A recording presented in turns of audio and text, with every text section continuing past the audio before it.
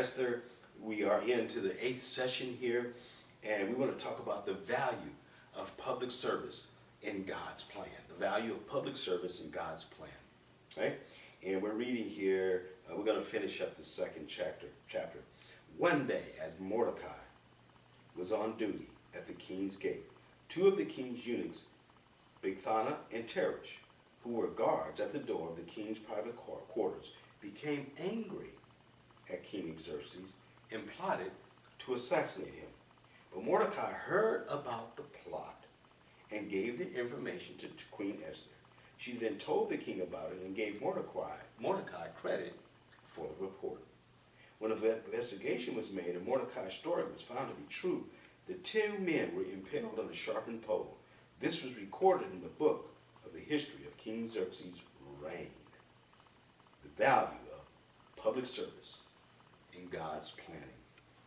We now take a turn from Esther and now to another person who is God's man and part of God's family. He's the one who made sure that Esther survives and makes it so that she can get to where she is. But here, he hears about an assassination plot. He's now become some way, we don't know exactly, but he became a public official in the king's palace. Now, how did that happen? We really don't know, but he somehow heard about this plot to assassinate the king, and he tells Esther. And Esther, in turn, tells the king, and this plot is foiled. Now, it may seem like it's just isolated. Her becoming queen may seem like it's isolated. Her, being one of the women selected to be shown before the king may seem like it's isolated.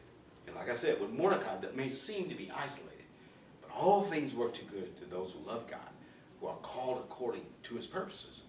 And so we get to see these individual isolated events all of a sudden begin to come together. And then there's a place. He could have easily, Mordecai could have had the attitude, these people got us in captivity.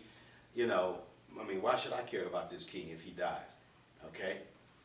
He's a public official. He's to carry out his duty, all right, in respect and honor.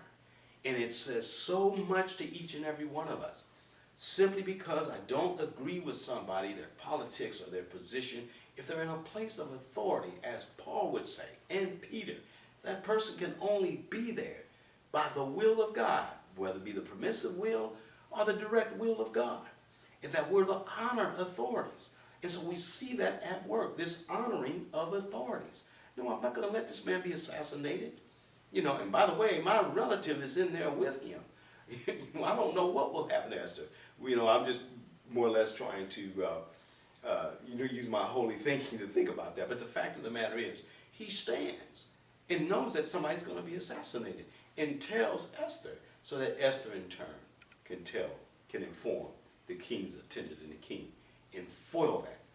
It's public service in God's plan.